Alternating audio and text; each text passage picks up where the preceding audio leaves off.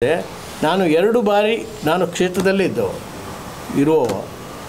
ಯಾಕಂದರೆ 2 ಬಾರಿ ಗೆದ್ದು 3ನೇ ಬಾರಿ ಸೋತೆ ಅಲ್ವಾ. 15 ವರ್ಷದಿಂದ ನಮ್ಮ ಈ ಕ್ಷೇತ್ರದಲ್ಲಿ ಒಳ್ಳೆ ಒಡನಾಟ ಇದೆ ನನಗೆ.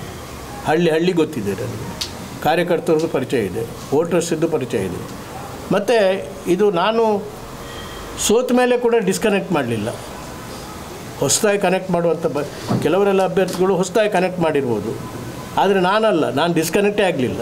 ಇವತ್ತು ಆ ಕನೆಕ್ಷನ್ ತಪ್ಪೇ ಇಲ್ಲ. ಆದ್ದರಿಂದ ಈ ಹೊಸ ವಿಚಾರ ಏನಿಲ್ಲ ಇದರಲ್ಲಿ.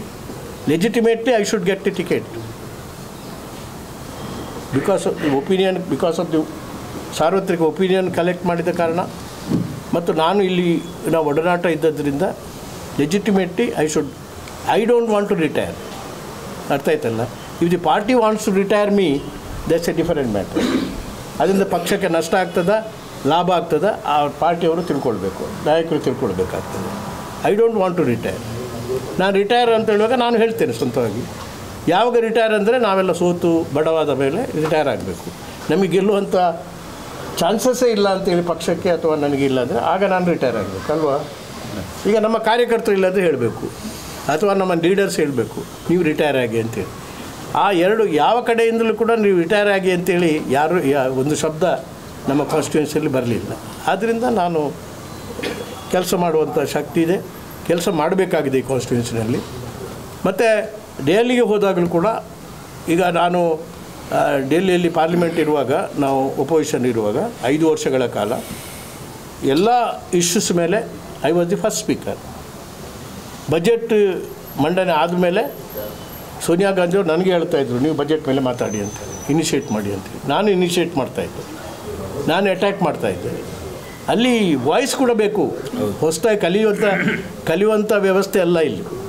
ಇದು ಈಗ ಮೆಚುರಿಟಿ ಇದ್ದಂಥ ಲೀಡರ್ಸ್ ಬೇಕು to face people like Modi and ಅವರ ಗೌರ್ಮೆಂಟ್ ಎದುರಿಸತಕ್ಕಂಥದ್ದು ಬೇಕು. ಅದು ಭಾಳ ಮುಖ್ಯ ಆಗ್ತದೆ. ಆದ್ದರಿಂದ ನನ್ನ ಕಾಂಟ್ರಿಬ್ಯೂಷನ್ ಈಗ ಬೇಕು, ಅಗತ್ಯ. ರಾಷ್ಟ್ರಕ್ಕೆ ಪಾರ್ಲಿಮೆಂಟ್ನಲ್ಲಿ ನನ್ನ ಪ್ರೆಸೆನ್ಸ್ ಬೇಕು ಅಂತೇಳಿ ಎಲ್ಲರ ಅಭಿಪ್ರಾಯ ಇದೆ. ಅದಕ್ಕಾಗಿ ನಾವು ನಿಲ್ಲೋದು. ಅದು ಕೂಡ ಮುಂದೆ ನಮ್ಮ ಖಾರ್ಗೆ ಅವರು ಹೇಳ್ತಾ ಇದ್ದಾರಲ್ಲ 2029ರಲ್ಲಿ ಇನ್ನೊಂದು ಚುನಾವಣೆ ಆಗೋದಿಲ್ಲ ಅಂತೇಳಿ. ಯಾಕಂದರೆ ಈಗಾಗಲೇ ಆ ವ್ಯವಸ್ಥೆ ಮಾಡ್ತಾ ಇದ್ದಾರೆ. ಈಗ ಒಂದು ಚುನಾವಣೆ ಎಲ್ಲ ಸಂಸ್ಥೆಗಳಿಗೂ ಒಮ್ಮೆಲೇ ಚುನಾವಣೆ ಆಗಬೇಕು ಅಂತೇಳಿ. ಕೋವಿಡ್ ಇಂದಿನ ರಾಷ್ಟ್ರಪತಿಗಳಾದಂಥ ಕೋವಿಡ್ ಅವರು ವರದಿ ಕೊಟ್ಟು, ಅದರ ಅರ್ಥ ಏನಂತ ಹೇಳಿದರೆ ಬೇರೆ ಬೇರೆ ವಾಯ್ಸ್ಗಳಿಗನ್ನ ಬೇರೆ ಬೇರೆ ಸಂದರ್ಭದಲ್ಲಿ ಆ ಧ್ವನಿ, ಈ ದೇಶದ ಪ್ರಜಾಪ್ರಭುತ್ವದ ಧ್ವನಿಯನ್ನು ಸಂಪೂರ್ಣ ಅದು ಸೈಲೆಂಟ್ ಮಾಡತಕ್ಕಂಥ, ಮೌನ ಮಾಡಿಸತಕ್ಕಂಥ ಒಂದು ವ್ಯವಸ್ಥೆ ಈ ದೇಶದಲ್ಲಿ ಆಗ್ತಾ ಇರುವಾಗ ಅದರ ವಿರುದ್ಧ ನಾವು ವ್ಯವಸ್ಥಿತವಾಗಿ ಅಟ್ಯಾಕ್ ಮಾಡಬೇಕಾಗ್ತದೆ. ರಾಷ್ಟ್ರದಲ್ಲಿ ಹಿಂದುತ್ವದ ಅಲೆ ಅವಕಾಶವನ್ನ ಕೇಳ್ತಾ ಇದ್ದಾರೆ. ಹಾಗಾಗಿ ಮೊಯ್ಲಿ ಅವರು ನನಗೆ ಸಪೋರ್ಟ್ ಮಾಡಬೇಕಿತ್ತು ಅನ್ನೋಂಥ ಮಾತನ್ನ ಹಿಂದೆ ಹೇಳಿದ್ದು, ಈಗಲೂ ಕೂಡ ಅವರು ಆಕಾಂಕ್ಷಿಯಾಗಿದ್ದಾರೆ.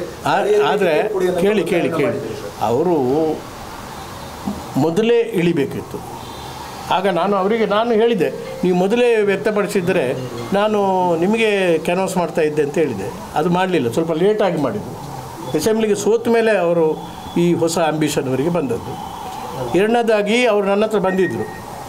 ನಾನು ಬಂದಿದ್ದೆ, ನೀವು ಮೊದಲೇ ಹೇಳ್ತಾ ಇದ್ದರೆ ನಾನು ನಿಮಗೆಲ್ಲ ಬೆಂಬಲ ಕೊಟ್ಟಿದ್ದೇವೆ, ನಮ್ಮ ಪರಸ್ಪರ ತೊಂದರೆ ಇಲ್ಲ ಅಂತೇಳಿ ಹೇಳಿದೆ.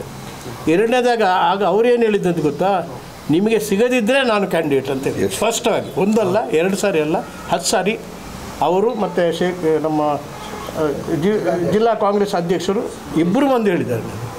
ಆದ್ದರಿಂದ ವ್ಯತ್ಯಾಸ ಇಲ್ಲ, ಏನಿಲ್ಲ. ಈಗಲೂ ಅದೇ ಮಾತಿನಲ್ಲೇ ಇದ್ದಾರೆ ಸರ್ ಶಿವಶಂಕರ್. ಆ ಸ್ಟೇಜ್ ದಾಟೇ ಹೋಗಿದೆ ಈಗ. ಅಲ್ಲ ಕೇಳಿಯಪ್ಪ, ನಾನು ಹೇಳಿದೆಲ್ಲ ಈ ಪ್ರೊಸೆಸ್ ಎಲ್ಲ ಆಗಿದೆಲ್ಲ. ಈಗ ಎಲ್ಲ 90% ನನಗೆ ಸಪೋರ್ಟ್ ಮಾಡಿದ್ದಾರೆ. ಅಲ್ಲಿ ಬರಬೇಕಿತ್ತು ಅವರ ಹೆಸರು. ಅಥವಾ ನಮ್ಮ ಪ್ರಕಾರ 95% ಸಪೋರ್ಟ್ ಮಾಡಿದ್ದಾರೆ. ಈಗ ನಾನು the matter is before the court of high command. ನನ್ನ ಹಂತದಲ್ಲಿ ಇಲ್ಲ. ಎಲ್ಲ ಒಂದು ಕಡೆ ಈ ಕ್ಷೇತ್ರವನ್ನು OBCಗೆ ಬಿಟ್ಕೊಡ್ಬೇಕು ಅನ್ನೋ ವಾದವನ್ನು ನಾನು ಅದಕ್ಕೆ ಹೇಳಿದೆ. ಅದೊಂದು ಗಾದೆ ಇದೆ ಕನ್ನಡದಲ್ಲಿ, ಏನು ಗೊತ್ತಾ, ಸಾಯುವಾಗ ಮಾರಪ್ಪ ಮೀನು ತಿಂದು ಸತ್ತ ಅಂತೇಳಿ.